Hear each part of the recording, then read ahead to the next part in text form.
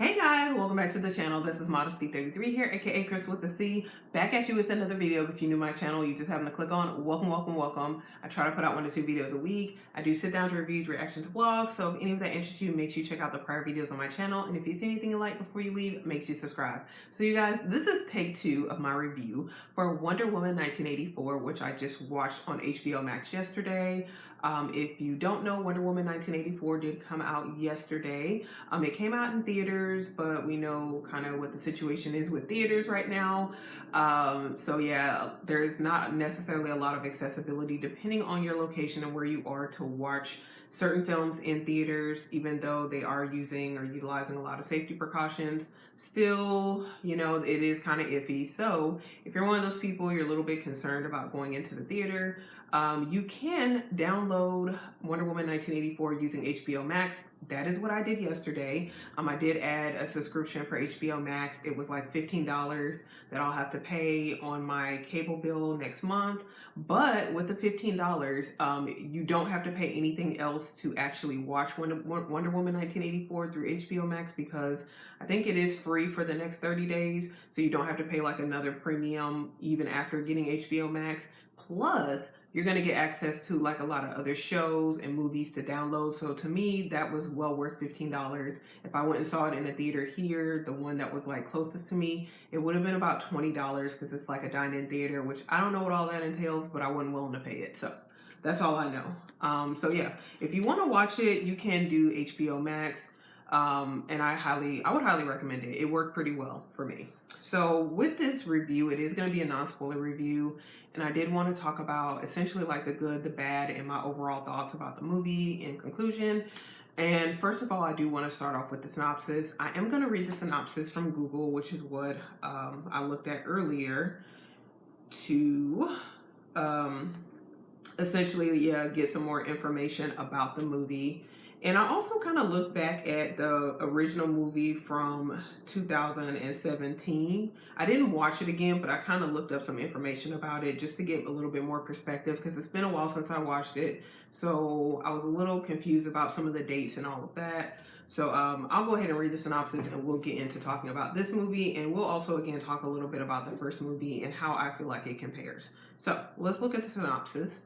So it says that Diana Prince lives quietly among mortals in the vibrant, sleek 1980s, an era of excess driven by the pursuit of having it all.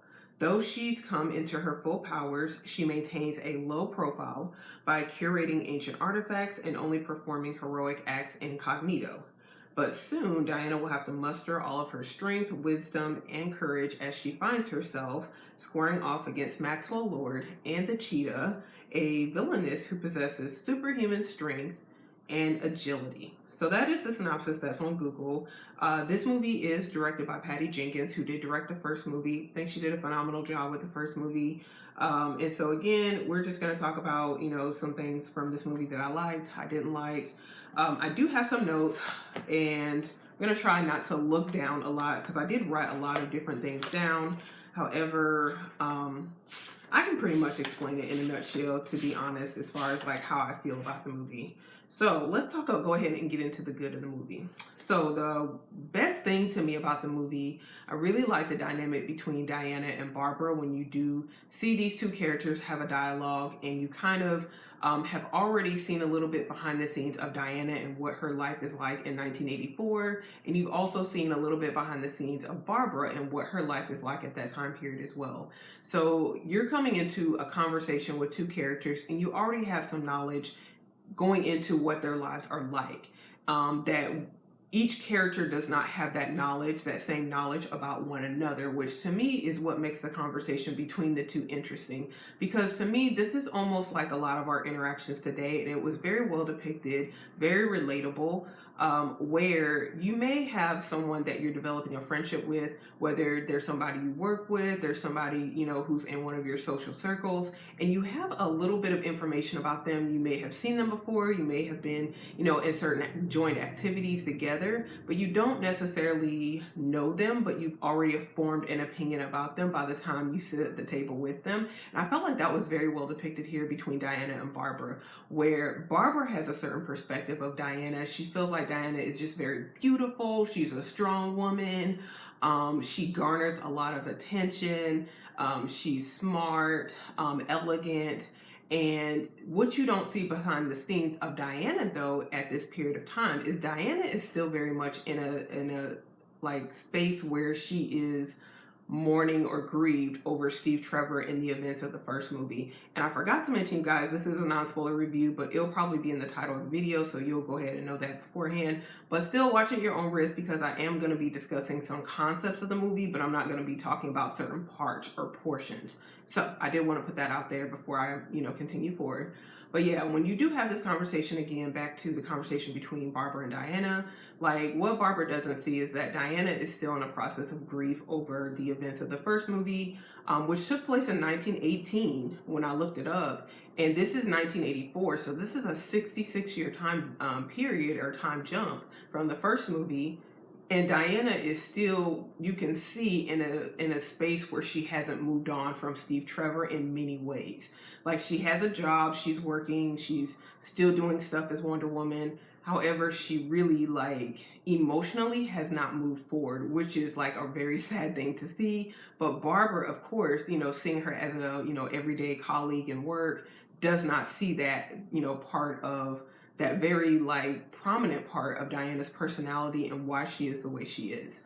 So Barbara, of course, doesn't see that. She just sees the good about Diana, but she doesn't see how Diana is very much in, a tortured character, very much in pain, very much flawed still. And then on the flip side, Diana looks at Barbara and she sees a very smart, funny, personable, vibrant, compassionate woman.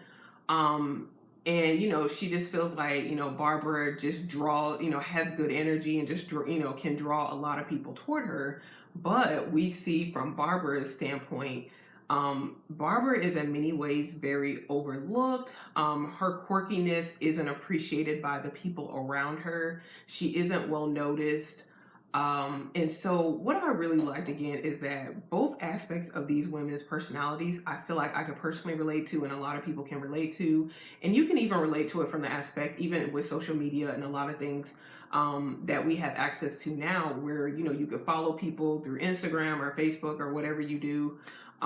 You can follow people, you can kind of follow their lives even through YouTube or, certain other aspects, how you can look at news about celebrities and stuff, and we falsely feel like we know people when we haven't even met them. So by the time you get the opportunity, if you ever get the opportunity to meet them or sit down at the table with them, or even if they, expose some level of weakness, we're surprised, we're shocked, we feel like, because we feel like we know a person that we don't really know.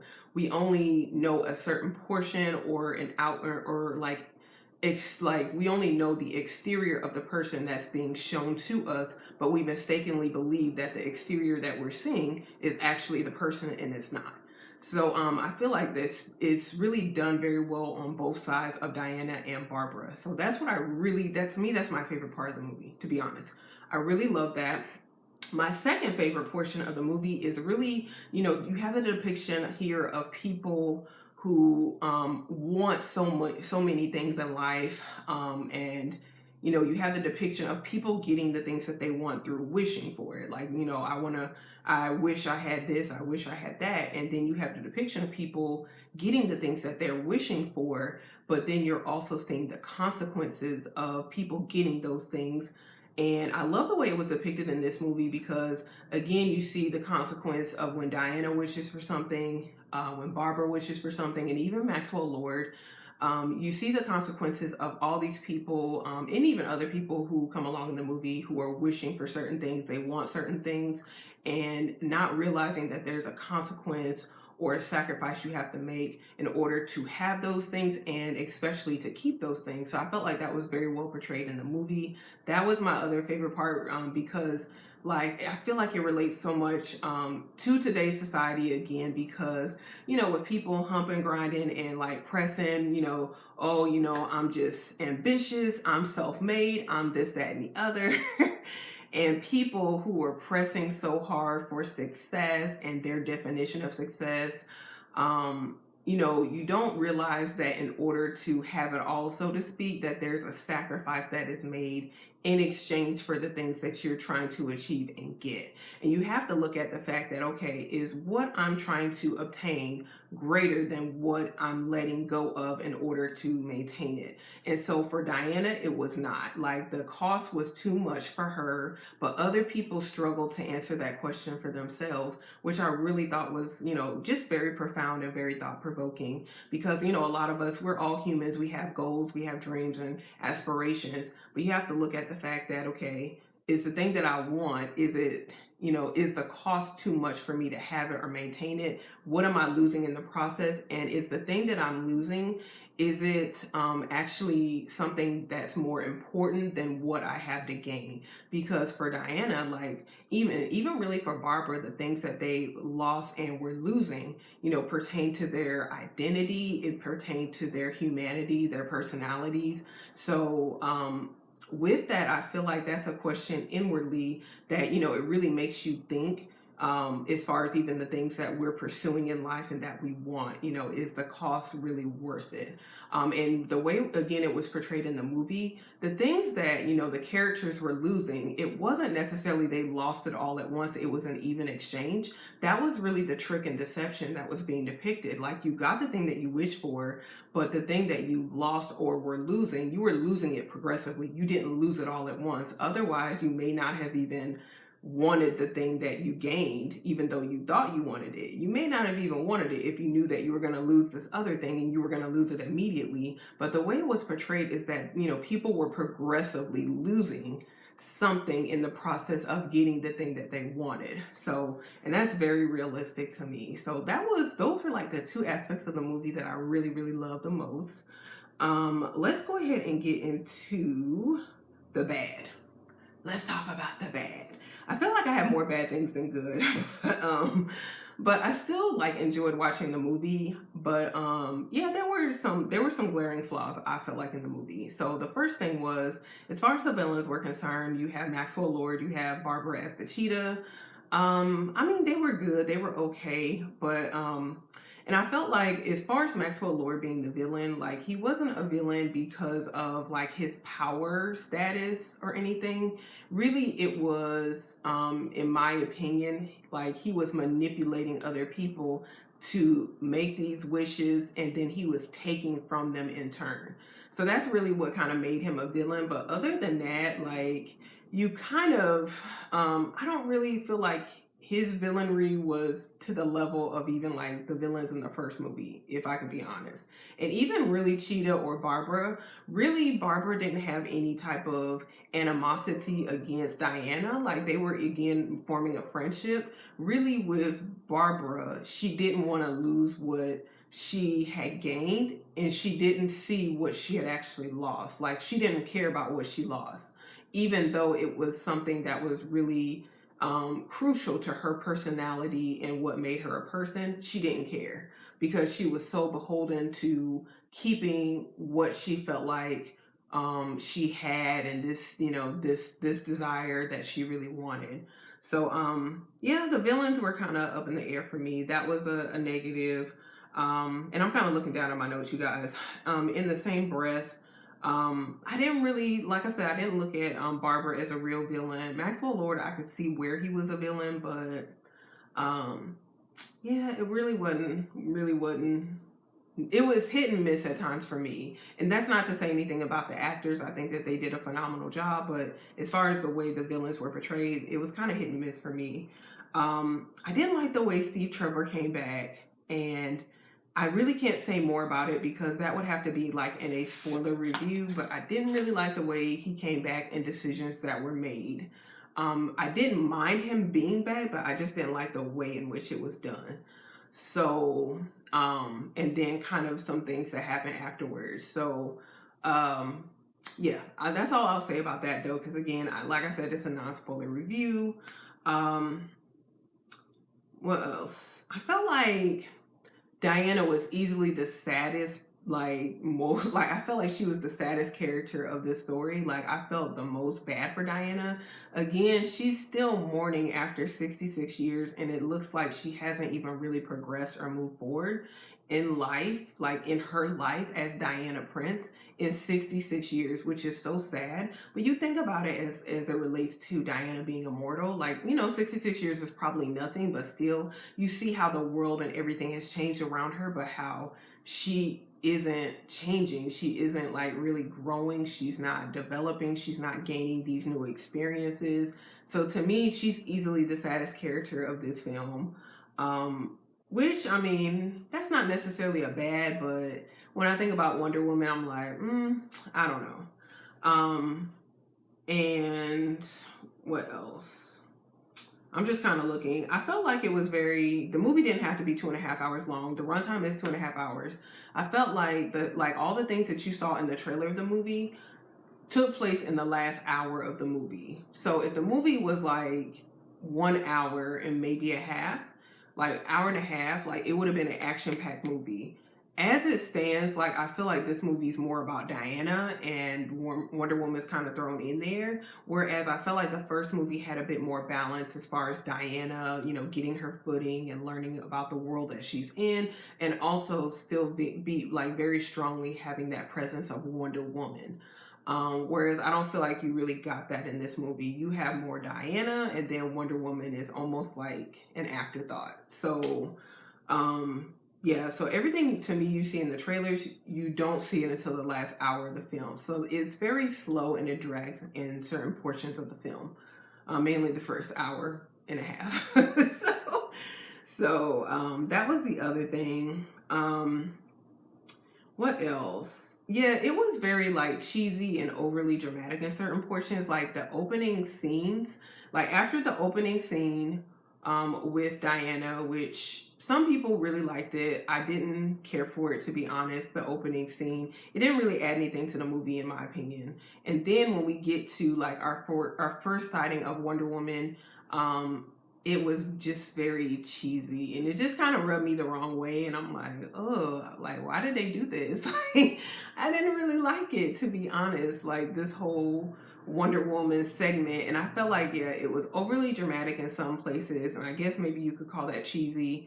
It was the CGI in a lot of other places just really was not good. It was too CGI'd in some places. I didn't really like that, y'all. So that is the bad of the film that I didn't really like. So in conclusion, let me just tell you what I think overall about the movie. I personally liked the first movie better. I felt like it was more balanced. It was a great introduction to this character, Diana Prince. All the characters really added and enhanced the story of Diana.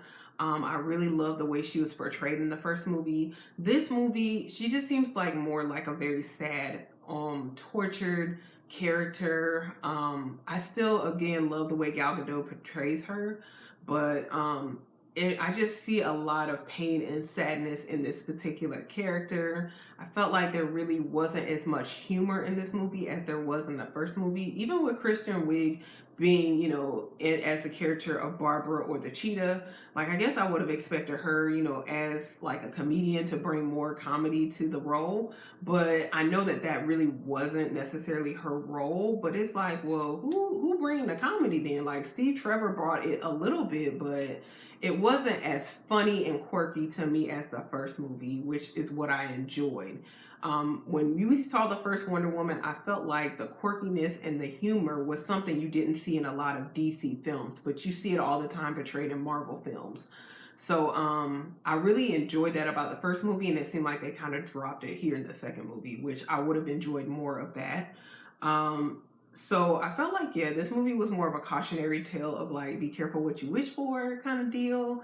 But which I enjoyed that as well, but it still didn't hit in a lot of places for me. I would still recommend watching it, but again, like I mentioned before, I love the first movie a lot better. If I had seen this in the theater, I probably would have been a bit disappointed, to be honest. So that's my review. I still recommend you seeing it if you love Wonder Woman. I was born in '84, so I had a little bit of attachment to seeing it. Wonder Woman 1984. Yes, but yes, somebody wished for me in '84 and I manifested. I don't know what consequences you faced in your life after I came about, but yes, I'm still here. So anyway, yeah, that was pretty much it, you guys. Hopefully you enjoyed this review. If you did, make sure you give it a thumbs up. Also, make sure you do share, subscribe, and comment below if you've seen the movie, if you're looking forward to seeing it. Comment below what you guys think about it and what you think of like maybe other reviews you've seen about the movie. Make sure you do comment below. I'd love to have a conversation with you guys. Hopefully you enjoyed, and I will see you guys in my very next video. Bye, guys.